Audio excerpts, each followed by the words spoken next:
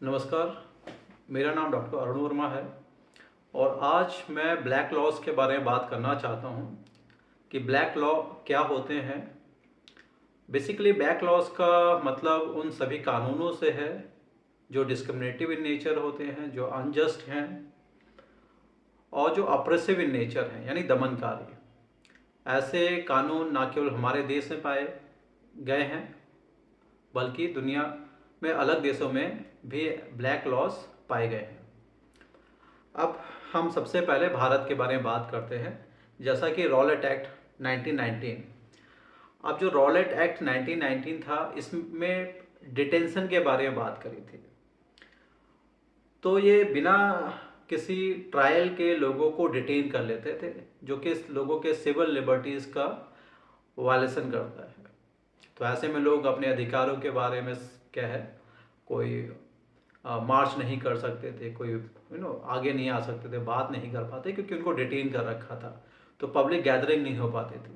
तो हम समझ सकते हैं कि ब्रिटिशर्स के लिए वो जो मूवमेंट थे वो क्या है, अच्छे नहीं थे, जिसकी वजह से उन्होंने रॉलेट एक्ट लाए और इस एक्ट में बिना किसी ट्रायल के लोगों को डिटेन कर लेते थे। फिर इसके बाद वर्नाकुलर प्रेस एक्ट 1878 आया और वर्नाकुलर प्रेस एक्ट में क्या था कि लोगों की अभिव्यक्ति की आज़ादी को कर्टेल करा गया। जैसा कि जानते हैं, अगर किसी के अधिकारों का हनन हो रहा है तो आपको अपनी बात को कहनी है, और अपनी की बात को कहने के लिए जो सबसे सशक्त माध्यम है वो प्रेस और मीडिया है। तो अगर आपकी बात पब्लिश नहीं होती तो आप अपने अधिकारों की रक्षा नहीं कर पाएंगे। तो उसको सप्रेस करने के लिए वर्नाकुलर प्रेस एक्ट आया था।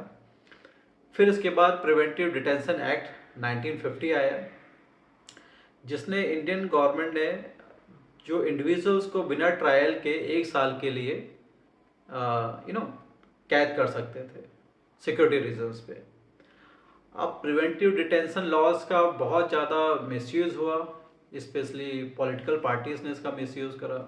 जब उन्हें लगा कि कोई उनके लिए खतरा हो सकता है, उनके अगेंस्ट में कोई काम कर सकता है, तो उसको बिना किसी रीज़नेबल रीज़न के उनको जेल में डाल दिया जाता था, डिटेन कर लिया जाता था। प्रिवेंटिव से आपको क्लियर है कि किसी अपराध को होने से पहले उसको रोक देना।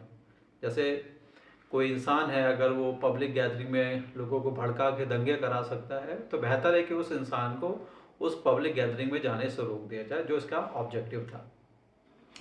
फिर है arm forces special powers act AFSPA 1958।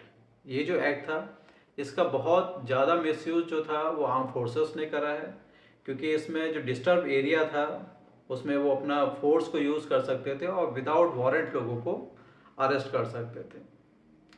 तो इसका बहुत ज़्यादा मिसयूज़ करा। आपको ऐसे बहुत सारे आर्टिकल्स मिलेंगे जो ये जो special powers act arm forces का है, तो ये भी एक ऑपरेसिव नेचर का एक्ट है, क्योंकि इसमें जो पावर है वो बहुत ज़्यादा दी गई है और उस पावर का देखा गया है बहुत ज़्यादा मिसयूज़ करा गया है, स्पेशली नॉर्थ ईस्ट रीजन में इसको बहुत ज़्यादा मिसयूज़ करा है। और ह्यूमन राइट्स वायलेशन में अगर कहा जाए तो सबसे बड़ा कंट्रीब्यूशन इस एक्ट का रहा है, स्पेशली इंडिया में।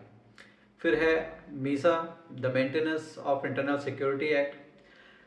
ये जो एक्ट था इंदिरा गांधी के टाइम में आया था और ये भी प्रिवेंटिव डिटेंशन से रिलेटेड लॉ था, और इसका बहुत ज़्यादा मिसयूज जो है वो इमरजेंसी के टाइम पे किया गया था। इसको बहुत ज़्यादा क्रिटिसाइज भी करा गया था, तो ये भी एक ऑपरेसिव लॉ की कैटेगरी में आता है। फिर unlawful activities prevention act UAPA 1967, जिसको 2019 में अमेंड करा गया। ये एंटी टेररिस्ट लॉ था, जिसमें जो सेंट्रल गवर्नमेंट ने थे ये बहुत सारा जो पावर इसमें दिया था, और बिना किसी सबस्टेंशियल ग्राउंड पे लोगों को अरेस्ट किया जा सकता था। इसका भी बहुत ज़्यादा मिसयूज़ हुआ है। ऐसे बहुत सारे केसेस मिले जिसमें जिन्होंने कुछ नहीं करा था उनको भी डिटेन करा गया, तो इसका भी मिसयूज़ हुआ। स्पेशली जर्नलिस्ट, पॉलिटिकल जो लीडर थे उनके अगेंस्ट में इसका मिसयूज़ करा गया। फिर अभी 2020 में 3 फॉर्म्स लॉज जो थे, इसको काफ़ी क्रिटिसाइज़ करा गया, मास मूवमेंट हुआ किसानों का इसके अगेंस्ट में। तो इसको भी हम ब्लैक लॉज की कैटेगरी में रख सकते हैं। फिर नेशनल सिक्योरिटी एक्ट NSA 1980, अब इसमें 12 महीने तक नेशनल सिक्योरिटी के बेसिस पे क्या है, किसी इंसान को डिटेन किया जा सकता है, अरेस्ट किया जा सकता है। तो ये भी इसका भी बहुत ज़्यादा मिसयूज़ करा गया। देखिए, कोई एक्ट खुद में ख़राब नहीं होता है, प्रॉब्लम यहाँ पे आती है उसका इम्प्लीमेंटेशन, कि उसका इम्प्लीमेंटेशन किस लिए हो रहा है। नेशनल सिक्योरिटी में है तो कोई प्रॉब्लम नहीं है, मगर अगर इसका इस्तेमाल जर्नलिस्ट को दबाने में, किसी पॉलिटिकल पार्टी में जो लोगों की बात को कहता है उसको दबाने में, उसको अरेस्ट करने में, उसको डिटेन करने में किया जाता है, तो ये फंडामेंटल राइट्स का क्लियर वायलेशन है। और इसीलिए इस तरह के सभी लॉज को हम ब्लैक लॉज की कैटेगरी में रखते हैं। ये तो बात हो गई इंडियन लॉज के बारे में। अब इसके साथ अदर कंट्रीज़ में भी ऐसे लॉज हुए हैं, जैसा कि ब्लैक कोड्स यूनाइटेड स्टेट्स में। अब जो ब्लैक कोड था, इसमें जो अफ्रीकन अमेरिकन थे, इनके साथ डिस्क्रिमिनेशन काफ़ी होता था। तो बहुत सारी फैसिलिटीज़ जो थी अफ्रीकन अमेरिकन को नहीं दी जाती थी, बेसिक फंडामेंटल राइट्स उनको नहीं दिए गए थे, और इनसे इनको बिल्कुल इनह्यूमेन कंडीशंस में रखा जाता था, और लॉन्ग लेबर आवर्स इनके होते थे काम करने के लिए। तो इसको भी काफ़ी क्रिटिसाइज़ करा गया, और बहुत बड़ा मूवमेंट अमेरिका में इसके अगेंस्ट में हुआ था। फिर अपार्थाइड एक्ट जो लॉज थे साउथ अफ्रीका में, जैसा कि आप जानते हैं कि साउथ अफ्रीका में एक रंग भेद की नीति थी। जो वाइट्स थे उनको ज़्यादा फैसिलिटीज़ मिलती थी, जो ब्लैक थे उनके साथ डिस्क्रिमिनेशन होता था। और जब तक ये साउथ अफ्रीका आज़ाद नहीं हुआ तब तक ये कंटिन्यू हुआ। और लास्ट टाइम पर जब ये आज़ाद हो रहा था, ऐसे बहुत सारे मूवमेंट हैं जिसमें हमने देखा कि जो वाइट थे वो ब्लैक्स को without any allegation, warning shoot कर देते थे, वहाँ पे कोई ट्रायल नहीं होता था। तो लॉज को कोई फॉलो नहीं करता था। और अपार्थाइड जो है, अगर सच कहा जाए तो आज तक ये चला आ रहा है। ये आपको डेवलप कंट्रीज़ में भी देखने को मिलेगा कि जो ब्लैक्स हैं उनके साथ डिस्क्रिमिनेशन होता है। ना केवल ब्लैक्स के साथ डिस्क्रिमिनेशन होता है, साउथ एशियंस के साथ भी डिस्क्रिमिनेशन होता है on the basis of skin colour, race के बेसिस पे होता है। तो कहीं ना कहीं इसको हम कोरिलेट कर सकते हैं अपार्थाइड के साथ। फिर जिम क्रो लॉज, ये यूनाइटेड स्टेट्स का था 19th to 20th सेंचुरी में। तो यहाँ पे भी रेशियल सेपरेशन था, डिस्क्रिमिनेशन था, तो जिसकी वजह से इसको काफ़ी क्रिटिसाइज़ करा था। अगेन यहाँ पे ब्लैक और वाइट का बीच में बात होती थी, अफ्रीकन अमेरिकन्स और जो यूरोपियन अमेरिकन थे उनके बीच में काफ़ी डिस्क्रिमिनेशन था। इनफैक्ट आज भी देखने को मिलता है, और कहीं ना कहीं ये एक हिडन फॉर्म में है, लोग इसके बारे में खुल के बात नहीं करते हैं। मगर अभी एक मूवमेंट आप लोगों ने सुना होगा कि ब्लैक लाइव्स मैटर, तो इसीलिए था क्योंकि अब अभी एक इंसिडेंट अमेरिका में हुआ था जिसमें एक ब्लैक को बिना किसी रीज़न के, ठीक है, खाली एंटरटेनमेंट के नाम पे मार दिया। उन्होंने बोला कि क्या ही फ़र्क पड़ता है, किसी काले को मार देंगे। तो आप सोचिए कि आज हम इतना हम कहते हैं कि ग्लोबली हमने काफ़ी कुछ अचीव करा है, स्पेशली फंडामेंटल राइट्स और ह्यूमन राइट्स के एरिया में, बट अभी भी बहुत कुछ करना बाकी। नेक्स्ट है ब्लास्फेमी लॉज, ये पाकिस्तान में है। और इस लॉ के तहत कोई भी व्यक्ति अगर वो इस्लामिक मान्यताओं को क्रिटिसाइज़ करता है तो उसके अगेंस्ट में काफ़ी सीरियस एक्शन लिए जा सकते हैं। और जिस वजह से जो माइनॉरिटीज़ हैं वो इस्लाम के अगेंस्ट में कुछ नहीं कह सकते। ना केवल माइनॉरिटीज़ इस्लाम के अगेंस्ट में कह सकते हैं, बल्कि जो इस्लामिक पीपल हैं वो भी जो इस्लामिक कुरीतियाँ हैं उसके बारे में बात नहीं कर सकते हैं। और जैसा आपने देखा तस्लीमा नसरीन के बारे में कि उन पे बैन लगा रखा है, और जो सलमान रश्दी जी हैं उनके ऊपर बैन लगा रखा गया है। तो भले ही आप रिफॉर्मेटिव थॉट की वजह से अगर कुछ कहते हैं, फिर भी क्या है, इस लॉ के तहत आप कुछ भी ऐसा नहीं कह सकते, अदरवाइज़ आपके ऊपर एक्शन लिया जाएगा। ये था ब्लास्फेमी लॉज पाकिस्तान। फिर है पैट्रियट एक्ट यूनाइटेड स्टेट्स में 2001।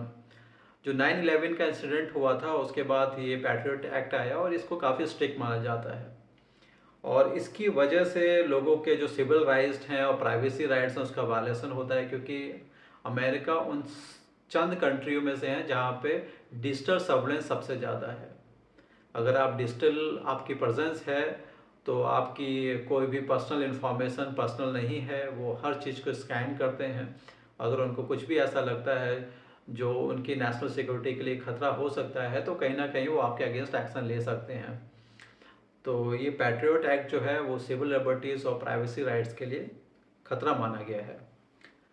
फिर इसके साथ कुछ और लॉज हैं, जैसे कि cyber security laws in China.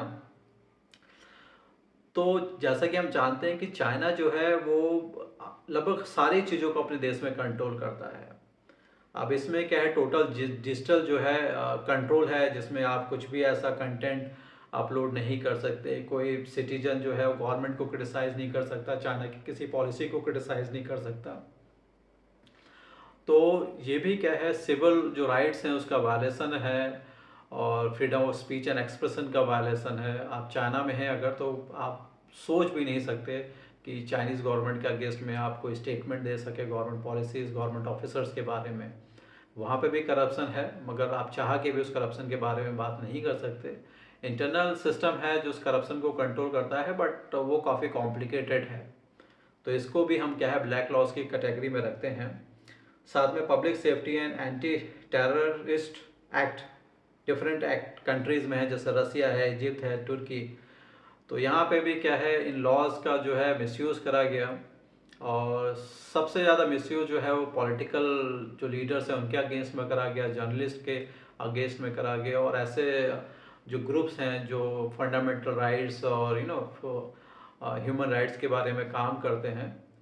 तो ये है, तो ब्लैक लॉज का मतलब उन सभी लॉ से है जो इंसान की ग्रोथ में हैम्पर करते हैं, उनके जो सिविल राइट्स हैं, उनके ह्यूमन राइट्स हैं, उनका जो freedom of speech and expression है उसको कर्टेल करता है, और बिना किसी गुनाह के खाली अपनी बात को कहने के लिए उनको डिटेन करा जाता है, उनको अरेस्ट करा जाता है। और कुछ केसेस में तो देखा गया कि ना केवल 6 महीने, साल, 2 साल, और एक्सट्रीम केसेस में 10-20 साल तक। इसका आप एग्जाम्पल ले सकते हैं आंग सान सूची। उनको क्या है काफ़ी लंबे समय तक अरेस्ट करा गया और लास्ट में उनकी डेथ हो गई। तो पूरी दुनिया में है, और बहुत सारे कंट्रीज़ नहीं चाहते हैं कि कोई भी उनके खिलाफ़ कोई बात करे। तो बड़ा अजीब सी चीज़ है कि डेमोक्रेटिक कंट्रीज़ में इतना टॉलरेंस नहीं है कि पब्लिक अपनी बात को कह सके। तो ये टॉपिक यहीं तक। इसमें मैं आपके ओपिनियन जानना चाहता हूँ कि आपकी क्या ओपिनियन है ब्लैक लॉज के बारे में, और आपको और कौन से लॉज हैं जो लगता है कि इस कैटेगरी में आने चाहिए। उसको आप मैसेज कर सकते हैं। Thank you so much.